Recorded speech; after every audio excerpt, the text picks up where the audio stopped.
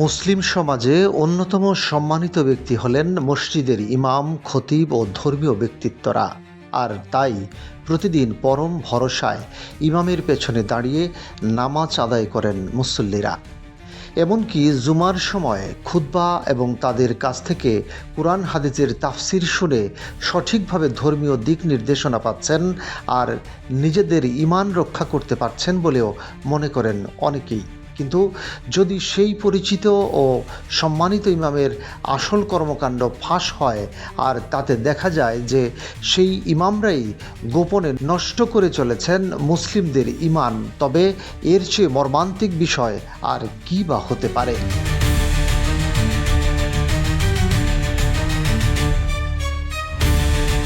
ঘটনার প্রেক্ষাপট ও চাঞ্চল্য।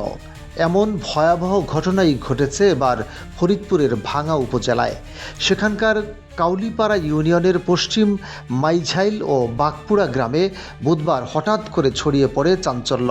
অভিযোগ উঠেছে সেখানকার পশ্চিম মাইঝাইল জামে মসজিদের দায়িত্বপ্রাপ্ত ইমাম মুফতি হাবিবুল্লাহ এবং বাগপুরা জামে মসজিদের ইমাম মাওলানা মুফতি বিন কাসেম দীর্ঘদিন ধরে নিজেদের আসল ধর্মীয় পরিচয় গোপন রেখে ইমাম হিসেবে দায়িত্ব পালন করে আসছিলেন।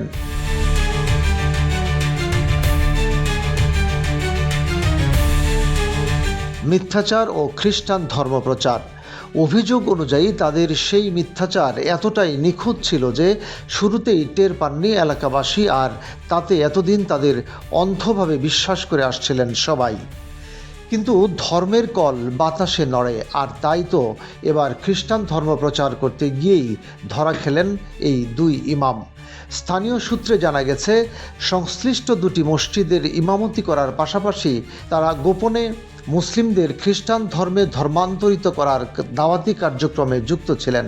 এ সময় তাদের কাছ থেকে খ্রিস্টান ধর্ম সংক্রান্ত কিছু বইও উদ্ধার করা হয়েছে।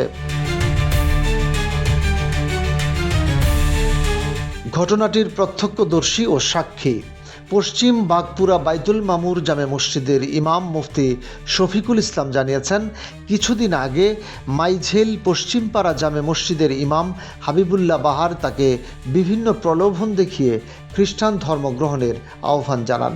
এতে করে সন্দেহ হলে তিনি কৌশলে বিষয়টি পর্যবেক্ষণ করতে থাকেন।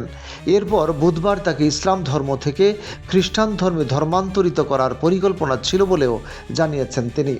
পরে বিষয়টি এলাকাবাসীকে জানালে গ্রামবাসীরা অভিযুক্ত দুইজনকে আটক করে পুলিশে সোপর্দ করেন।